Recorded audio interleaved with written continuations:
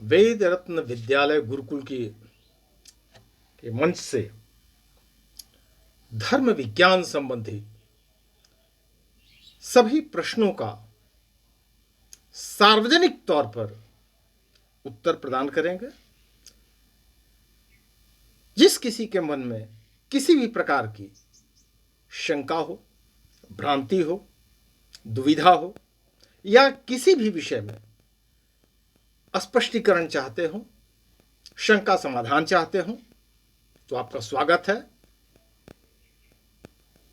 जो आप चाहें, जिस किसी तरह का सवाल पूछना चाहें, धर्म विज्ञान के संबंध में, गुरुकुल शिक्षा पद्धति के संबंध में, गुरुकुल के स्वरूप के संबंध में, अथवा वर्तमान परिप्रेक्ष्य में गुरुकुल शिक्षा का क्या महत्व है, कितनी वैज्ञानिक प्रणाली है, कितना सिस्टमेटिक एजुकेशन दिया जाता है गुरुकुल परंपरा में, इसके संबंध में और धर्म विज्ञान के संबंध में जो सवाल जो कोई भी व्यक्ति पूछना चाहे पूछ सकते हैं।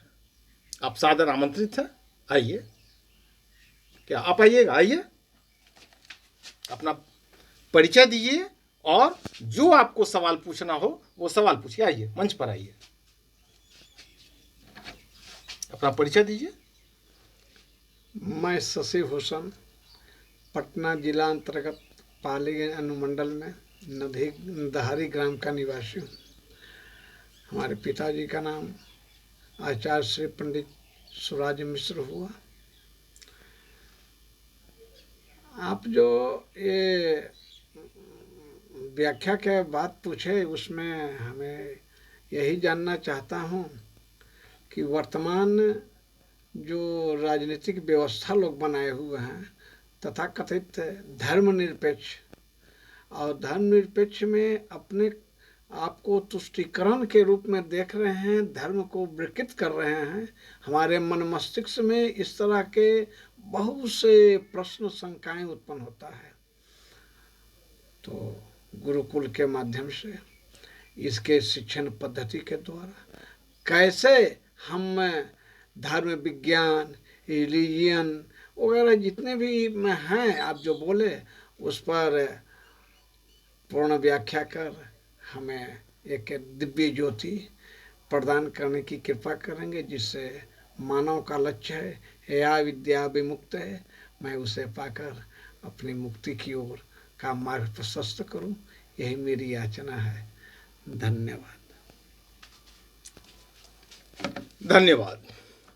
तो ये सवाल शशि भूषण मिश्र जी का है। इनके पूछने का आशय जो था वो मूल रूप से यही था कि धर्म, रिलीजन, मजहब, इन शब्दों के बीच में अंतर क्या है।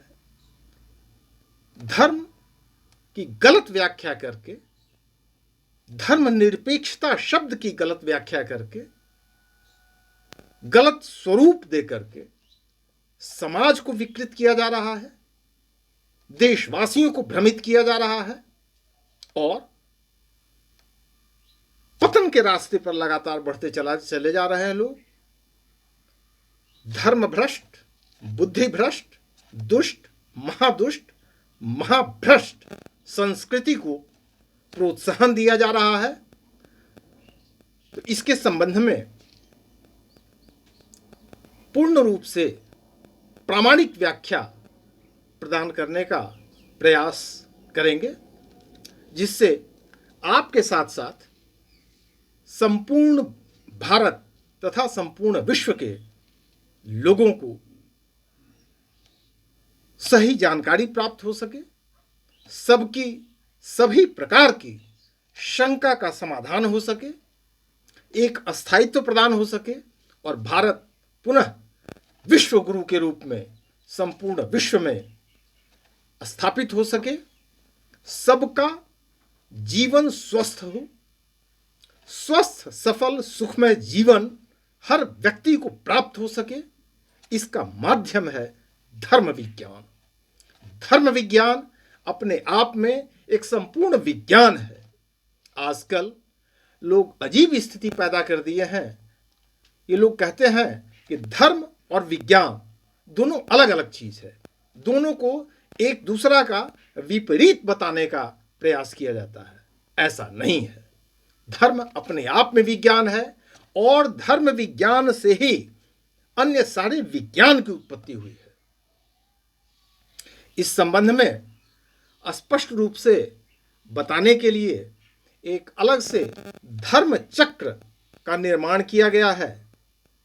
तो आज मैं कृष्ण वल्लभ शर्मा योगीराज वेद रत्न विद्यालय गुरुकुल के मंच से आपको स्पष्ट कर देना चाहेंगे धर्म चक्र में क्या है, कैसे है और धर्म विज्ञान की संपूर्ण व्याख्या क्या है। इसके लिए आप सामने देख रहे हैं यहाँ मंच पे ये धर्म चक्र है। इस धर्म चक्र में 10 पंक्तियां हैं, बीच में सूर्य का प्रकाश है, इससे ओम एक नाद है जो ब्रह्मनाद कहा जाता है। तो ब्रह्मनाद के रूप में ओम की उत्पत्ति हुई और जिससे संपूर्ण ब्रह्मांड का मूल स्वर, मूल नाद जो है वो ओम है। और फिर इससे वेद की उत्पत्ति हुई। वेद क्या है? तो वेद वर्चुअली सभी प्रकार के ज्ञान विज्ञान के मूल सूत्र को वेद कहा जाता है। It's the first compendium of scientific formulas on this earth. Veda कोई पूजा पाठ का मंत्र नहीं है, वेद कोई साहित्य नहीं है, वो साइंटिफिक फॉर्मूलाज का कंपेंडियम है। जस्ट लाइक H2SO4, H2SO4 एक साइंटिफिक फॉर्मूला है सल्फ्यूरिक एसिड का। उसी रूप में धर्म विज्ञान अपने आप में संपूर्ण विज्ञान है और वेद में धर्म से संबंधित जो साइंटिफिक फॉर्मूला, वैज्ञानिक सूत्र दिया गया है, उसमें इसकी संपूर्ण व्याख्या प्रदान की गई है। धर्म क्या है और मनुष्य का स्वस्थ, सफल, सुखमय, बेहतर जीवन कैसे हो सकता है, श्रेष्ठ समाज की स्थापना कैसे हो सकती है, श्रेष्ठ राष्ट्र की स्थापना कैसे हो सकती है, इसकी संपूर्ण व्याख्या प्रदान की गई है। अब मैं धर्म चक्र की सहायता से आपको स्पष्ट करता हूं कि धर्म विज्ञान क्या है और पंथ निरपेक्षता, धर्म निरपेक्षता के नाम पर जो गलत भ्रांतियां पैदा की जा रही हैं उसका मूल कारण क्या है, मूल स्वरूप क्या है, धर्म और रिलीजन में अंतर क्या है, वो सब कुछ स्पष्ट हो जाएगा। सर्वप्रथम धर्म विज्ञान से को समझने के लिए इस धर्म चक्र को समझना होगा। इसमें 10 पंक्तियां हैं, 1 2 3 4 5 6 7 8 9 10। इसके बाद तब फिर ये ओम है और सूर्य का प्रकाश है। तो प्रथम पंक्ति में है 4 वेद हैं, ऋग्वेद, यजुर्वेद, सामवेद और अथर्ववेद। तो ये चार प्रकार के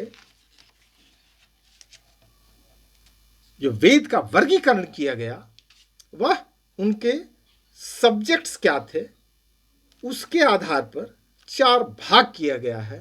वेद वर्चुअली एक ही है लेकिन विषय वस्तु के हिसाब से उसका विभक्तिकरण किया गया और वो बाइफर्केशन ऑफ सब्जेक्ट की जो परंपरा थी, वैदिक परंपरा, वो आज भी निरंतर जारी है। तो पहले वेद से 4 वेद हुए, उसके बाद उपवेद के रूप में अलग अलग डिफरेंट साइंसेस के रूप में, अलग विज्ञान के रूप में प्रतिष्ठित हुए। वो थे first Ayurveda. Ayurveda medical science का ये हुआ। दूसरा धनुर्वेद। धनुर्वेद यह मिलिट्री साइंस का परिचायक है। तीसरा है गंधर्ववेद, ये science of music, dance and drama, उसका संकलन हुआ। उससे रिलेटेड जितने भी साइंटिफिक फॉर्मूलाज थे, वैज्ञानिक सूत्र थे, उनको संग्रहित करके गंधर्ववेद कहा गया। फिर शिल्पवेद, इंजीनियरिंग, टेक्नोलॉजी, आर्किटेक्चर, स्थापत्य विज्ञान, इसका जो कंबाइंड फॉर्म था, संयुक्त स्वरूप था, उसको शिल्प वेद कहा गया। और अर्थवेद, इकोनॉमिक्स, अर्थशास्त्र जिसको कहा जाता है, तो इस रूप में उपवेद के रूप में इतने वेदों की रचना हुई।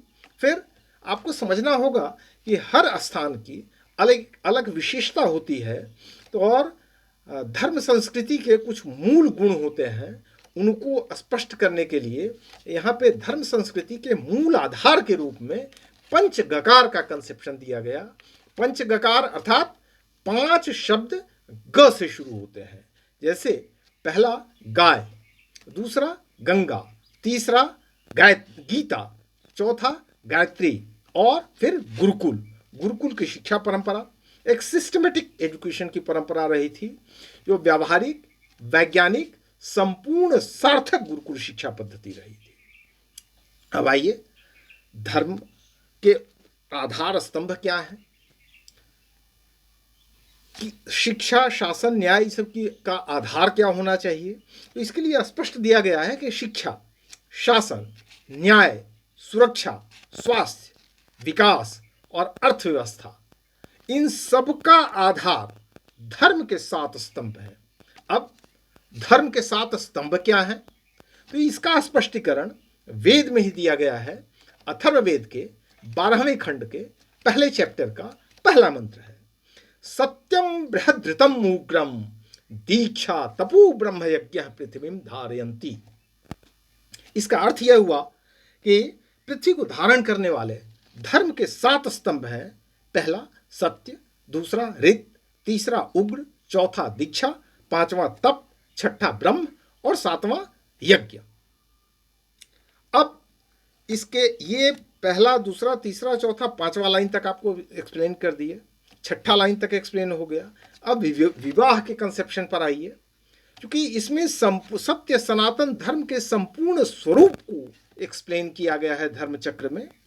तो विवाह भी एक संस्कार के रूप में हमारे यहाँ जाना माना जाता रहा है, और मनुष्य के जीवन का सबसे महत्वपूर्ण अंग माना गया है। तो यहाँ पे शब्दों की गलत व्याख्या होती है। विवाह को निकाह और मैरिज के इक्विवेलेंट ठहरा दिया जाता है, जबकि वो संस्कृत का शब्द, हिंदी के शब्द इतने व्यापक स्वरूप में अपने अंदर उसका अर्थ समेटे हुए हैं, जिसका इक्विवेलेंट समानार्थक शब्द दुनिया की किसी भी भाषा में उपलब्ध ही नहीं है।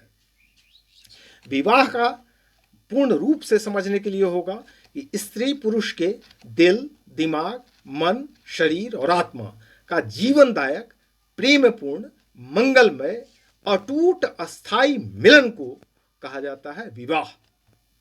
अब आइए न्याय के सिद्धांत पर, क्योंकि धर्म विज्ञान संपूर्ण व्यवस्था के लिए दिया गया है, तो धर्म विज्ञान से रिलेटेड न्याय का भी सिद्धांत आ जाता है। अब न्याय के सिद्धांत को भी भारत में वो सब जो प्राचीन विद्या थी, न्याय विधि विज्ञान जो मूल आधार था, मूल स्वरूप था, वो उसकी शिक्षा आज भारत में नहीं दी जाती है।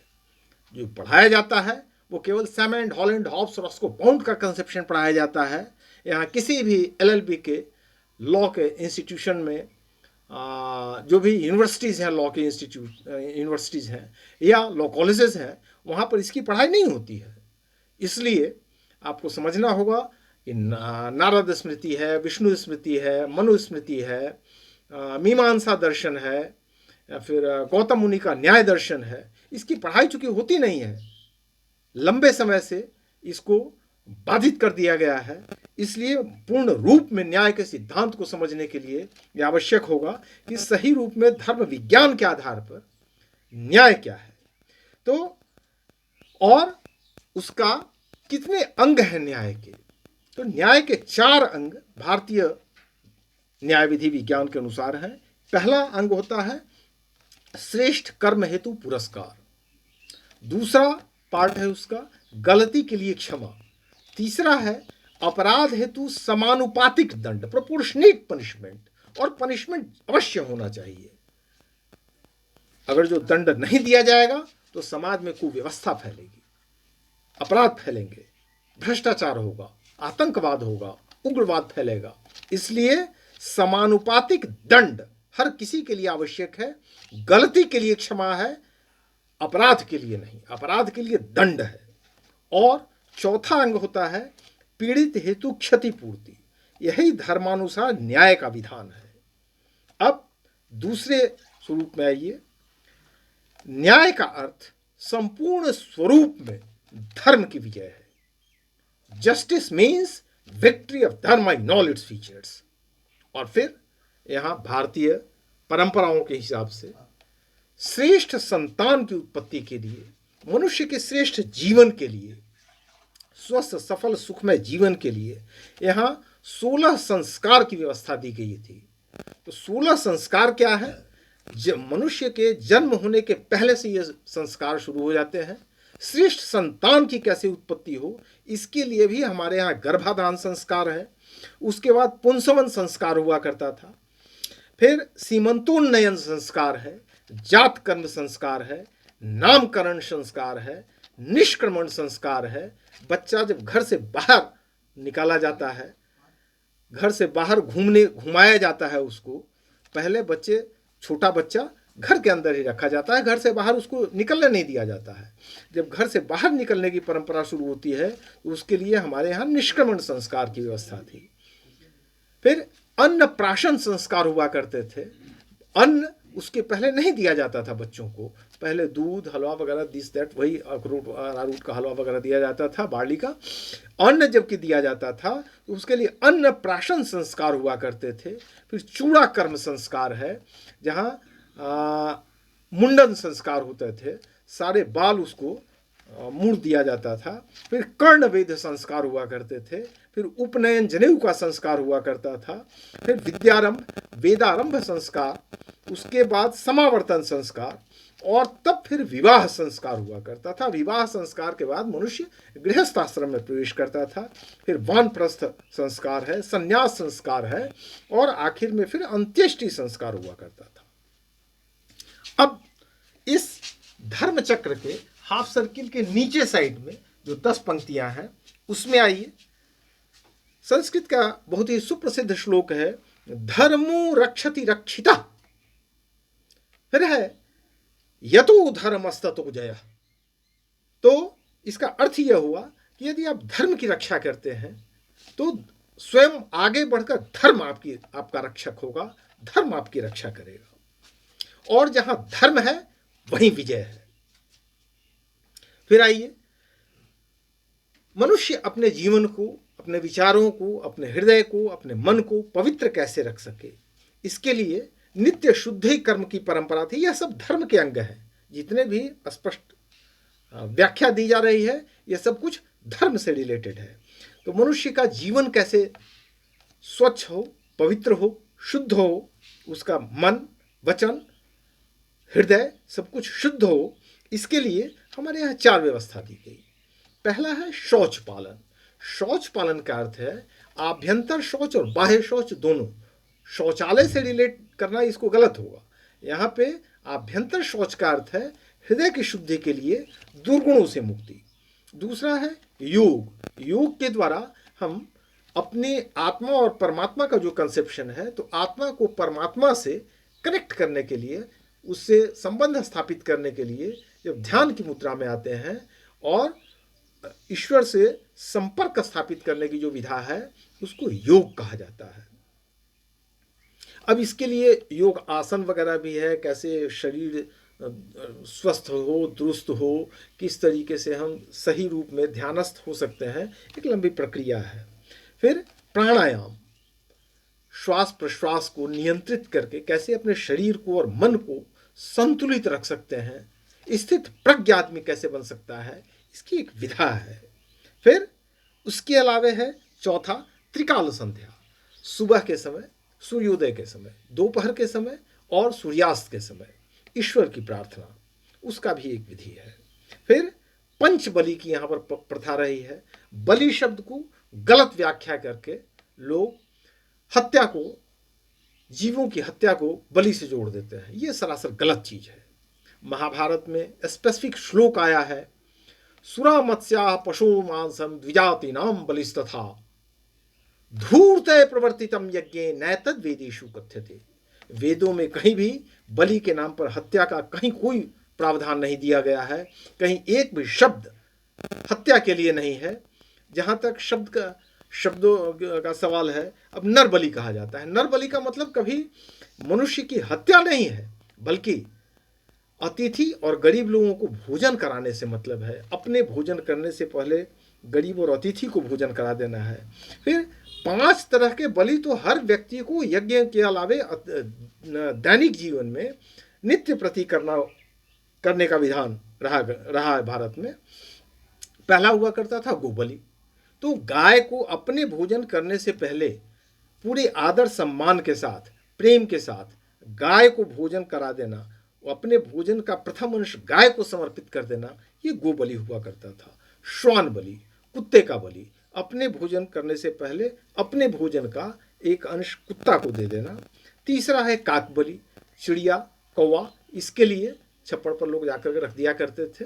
तो ये जीव कल्याण के लिए था। फिर देव बलि है, देवता के नाम पर अग्नि में समर्पित कर दिया जाता है। जो कुछ भी भोजन बना है उसका पहले देवता को समर्पित कर दिया जाता है।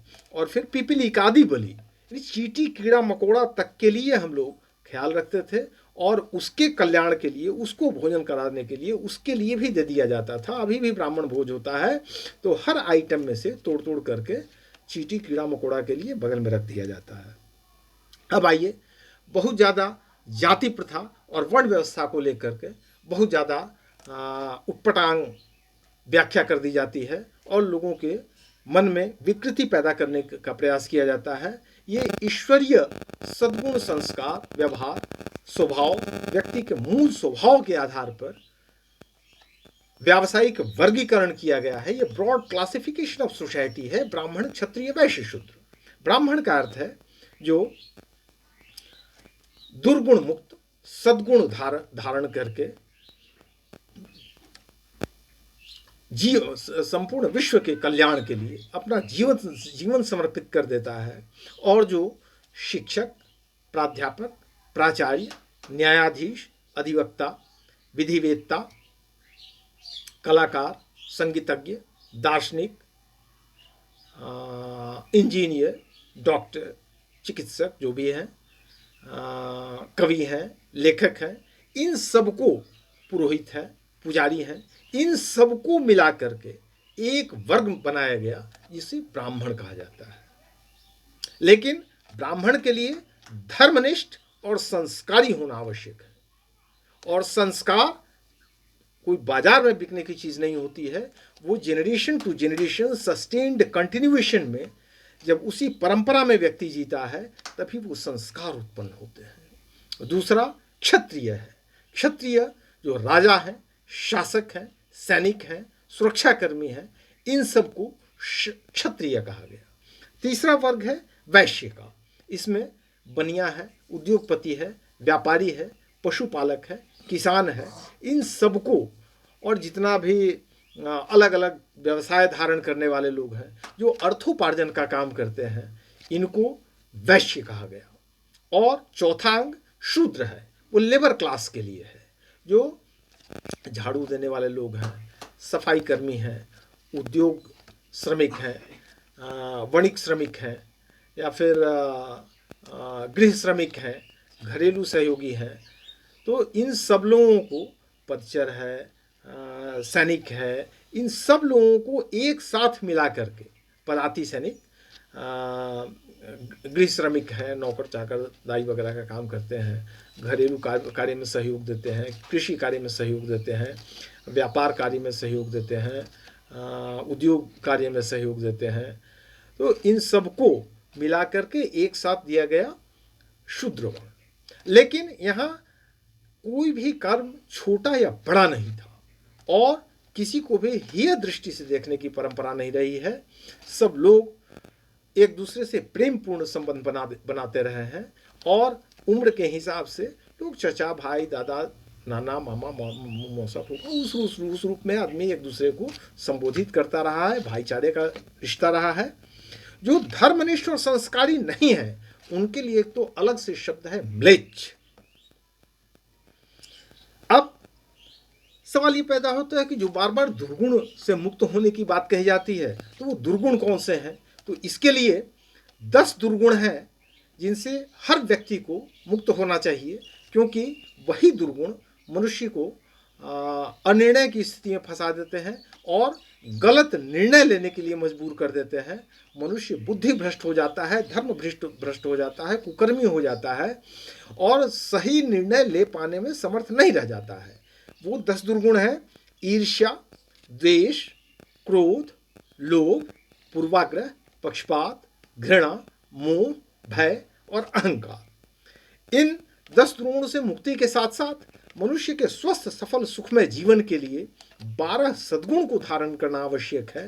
वो 12 सद्गुण है: धैर्य अर्थात धीरज, धृति अर्थात दृढ़ निश्चय, पक्का इरादा, फौलादी इच्छा शक्ति, iron will, form determination, form conviction. तीसरा सद्गुण है दम अर्थात सेल्फ डिसिप्लिन, आत्मनियंत्रण, स्वानुशासन, सेल्फ कंट्रोल। और उसके बाद है धैर्य, धृति, दम, दया, क्षमा, प्रेम, परोपकार, विनम्रता, निर्भीकता, साहस, अध्यवसाय और विश्व बंधुत्व। तो ये 12 सद्गुण हैं। इनको धारण करने के बाद ही मनुष्य स्वस्थ, सफल, सुखमय जीवन व्यतीत कर सकता है। अब पोषण या विकास का आधार यज्ञ के 7 अंग हैं, और वो 7 अंग क्या हैं? क्योंकि अनादिकाल से हम लोग सुनते आ रहे हैं कि यज्ञ ही विकास का मूल आधार है। तो सस्टेनेबल डेवलपमेंट, पोषणीय विकास का मूल आधार यज्ञ ही है, और यज्ञ के 7 अंग हुआ करते हैं।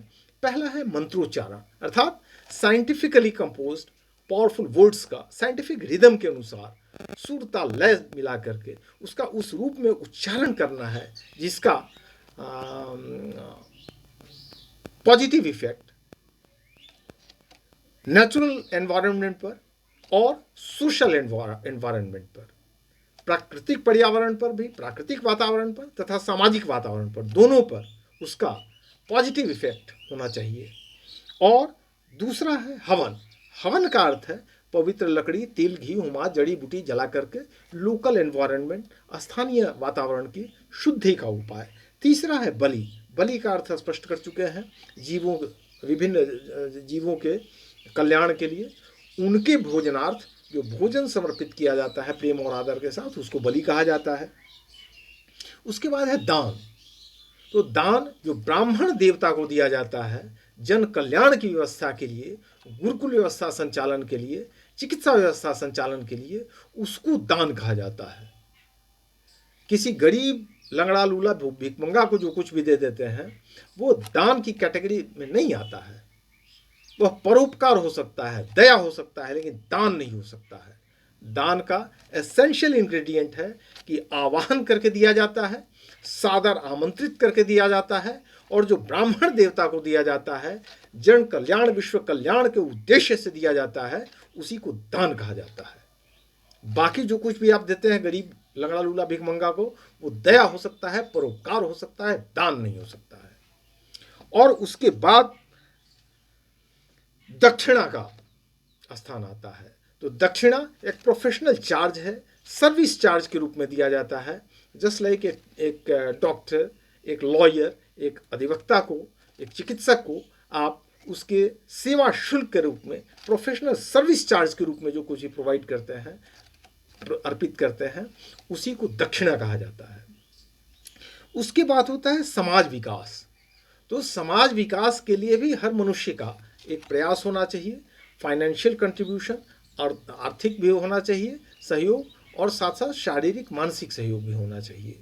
और उसके बाद फिर आता है परिवार कल्याण। तो ये सारा कुछ मंत्रोच्चारण, हवन, बलि, दान, दक्षिणा, समाज विकास के साथ साथ परिवार कल्याण के लिए हर व्यक्ति को परिवार के कल्याण के लिए कर्म करना चाहिए। तो ये सब मिलाकर के होता है यज्ञ के 7 अंग। अगर इन सब का संतुलित रूप में यदि इनका पालन नहीं होगा तो सही रूप में विकास पोषणीय विकास, सस्टेनेबल डेवलपमेंट संभव नहीं है। अदरवाइज लाख आप अर्थोपार्जन करते रहिए, करोड़पति, अरबपति, खरबपति बनते रहिए, लेकिन स्वस्थ, सफल, सुखमय जीवन आपको कभी संभव नहीं होगा। आज के जीवन में, सांसारिक जीवन में हर व्यक्ति त्रस्त है।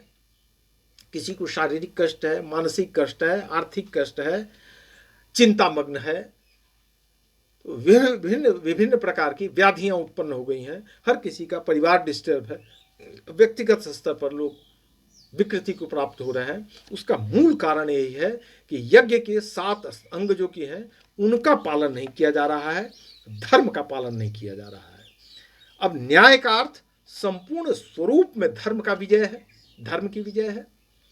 जस्टिस मीन्स विक्ट्री ऑफ धर्म इन ऑल इट्स फीचर्स। और न्याय के सिंहासन पर बैठने का वही व्यक्ति अधिकारी है जो 10 प्रकार के दुर्गुणों से मुक्त है, जो 12 प्रकार के सद्गुणों को धारण करता है, जो धर्मनिष्ठ है, जो संस्कारी है।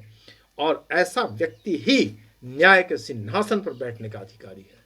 यदि ऐसा व्यक्ति न्याय के सिंहासन पर नहीं बैठाया जाता है और गलत लोगों को केवल LLB के डिग्री पास कर लिए और उनको न्याय के सिंहासन पर बैठा दिया जाएगा, यदि वो दुर्गुणों से मुक्त नहीं है, सद्गुणों को धारण नहीं करते हैं, धर्मनिष्ठ नहीं है, संस्कारी नहीं है, तो ऐसे लोग न्याय के मंदिर में, न्यायालय में, न्याय के सिंहासन पर बैठकर अन्याय का नंगा नाच करेंगे। जो आज हो रहा है इससे हर व्यक्ति त्रस्त है, हर व्यक्ति न्याय चाहता है, किंतु न्याय के लिए जो कुछ करना चाहिए, न्याय के सिंहासन पर जिसे होना चाहिए, उसको न्याय के सिंहासन पर बैठने के अधिकार से वंचित किया जा रहा है। और गलत लोगों को, जो किसी भी दृष्टिकोण से न्याय के सिंहासन पर बैठने की योग्य नहीं है, न्याय का सिद्धांत नहीं समझ पाते हैं, उनको न्याय के सिंहासन पर बैठा दिया जा रहा है। और ऐसे लोग ही न्याय के नाम पर अन्याय का नंगा नाच करते हैं, और जिसके कारण पूरी न्यायिक व्यवस्था बदनाम होती है। अब आइए गुरुकुल पाठ्यक्रम। गुरुकुल का सिलेबस क्या हो, शिक्षा पद्धति क्या हो, शिक्षा का अर्थ क्या है, इसको समझने के लिए पूरा गुरुकुल का सिलेबस समझना होगा। गुरुकुल में किस रूप में शिक्षा दी जाती है। तो गुरुकुल का जो ये है उसका विषय वस्तु है, सिलेबस, पाठ्यक्रम। वो पहला है वेद विज्ञान। वेद विज्ञान है, उसको हर रूप में स्पष्ट किया जाता है। दूसरा है आयुर्विज्ञान यानी मेडिकल साइंस का। तीसरा है योग विज्ञान। चौथा है धर्म अर्थ न्याय विधि विज्ञान, साइंस ऑफ धर्म, इकोनॉमिक्स, लॉ एंड जस्टिस। फिर है व्यवहार विज्ञान, बिहेवियरल साइंस, सैन्य विज्ञान, मिलिट्री साइंस, भाषा विज्ञान, लिंग्विस्टिक्स, प्रकृति विज्ञान, समाज विज्ञान, गणना विज्ञान, व्यवसाय विज्ञान और जीवन कला। ये है गुरुकुल शिक्षा का संपूर्ण स्वरूप। और जहाँ तक रिलीजन है, मजहब है, वो बहुत ही संकीर्ण स्वरूप में आता है। उसकी पूजा पाठ का सिस्टम कैसा है, ईश्वर को किस नाम से पुकारें, किस स्टाइल से पूजा करें, सिंबल क्या हो, ड्रेस कोड क्या हो, कौन लाल कपड़ा पहनेगा, कोई पीला कपड़ा पहनेगा, कोई काला कपड़ा पहनेगा, कोई सफ़ेद चोगा पहनेगा, अब कोई चंदन टीका करेगा या नहीं करेगा, बहुत सारी चीज़ें हैं। तो सिंबॉलिकल वो हो सकता है, लेकिन धर्म इन सब से इंटायरली अलग है। उसको रिलीजन और मजहब के इक्विवेलेंट नहीं कहा जा सकता है। और बार बार सेक्युलर शब्द को लेकर के धर्म निरपेक्षता, पंथ निरपेक्षता की बात की जाती है, वह इंटायरली अलग चीज़ है। धर्म को विकृत रूप में प्रेजेंट किया जा रहा है।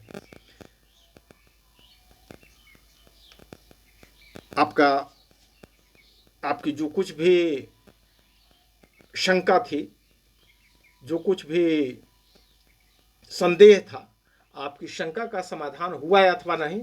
शशिभूषण जी आइएगा। और यदि और भी स्पष्टीकरण चाहिए तो भी स्पष्ट किया जाएगा। आइए, आपको कुछ क्या स्पष्ट कुछ हुआ?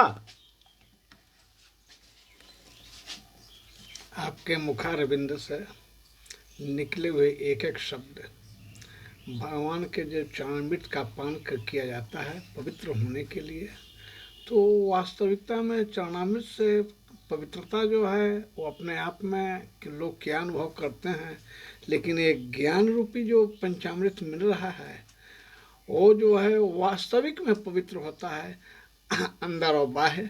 इसके लिए हम बहुत बहुत नमन करता हूँ, प्रणाम करता हूँ, अपने आप को धन्य मानता हूँ, मैं पूर्ण संतुष्टि मिले। और साथ ही साथ ऐसा प्रार्थना भी करता हूँ, करबद्ध प्रार्थना है कि जब भी हो यदि मैं आपके पास इसके लिए प्रार्थना करूं तो आप उपस्थित होने का वचन भी दे करके हमें अनुग्रहित करें। धन्यवाद। किसी और को किसी तरह का कोई सवाल पूछना हो, महेंद्र जी आइए। यदि आपको भी आपके मन में किसी तरह का संशय हो, कोई शंका हो।